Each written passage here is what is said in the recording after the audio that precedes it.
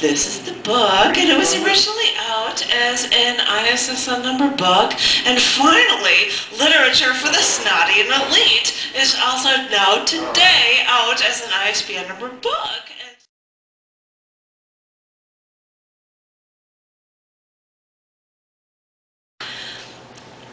I was walking into your living room, and there was this 10-gallon fish tank there.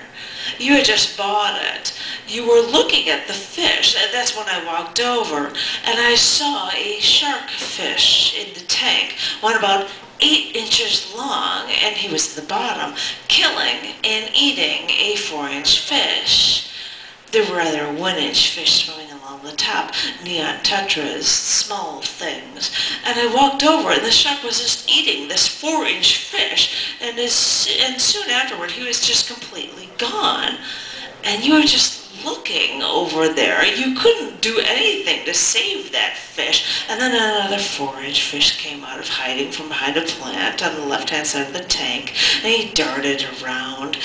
It looked like he was in a state of panic. Maybe he breathed the blood of the other 4-inch fish, his ally, his friend.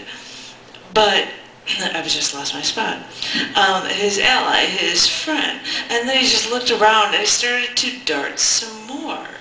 And then that 4-inch fish swam straight into the shark's mouth. I mean, all he had to do was close his mouth and swallow the fish whole. And there was no fight like with the other fish. There was no struggle.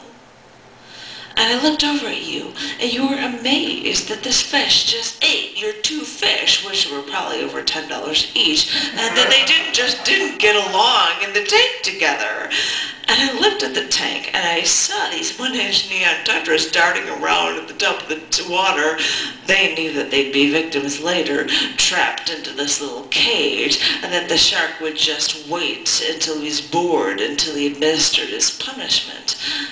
I wanted to ask you why you bought all of these different sized fish and expected them to all just live together peacefully.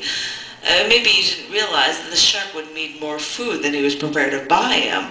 Besides, a shark that size shouldn't even be alone in a tank as small as 10 gallons. He needed room to grow. But before I could say anything, I saw the shark swim to the top of the water, push his head and nose out of the water, open the lid of the top of the aquarium. You weren't looking, so I told you to look at the top, not to get too close. And the shark just sat there, looking at you, as if he wanted to show you what a good eater he was. It was almost as if he was looking to you for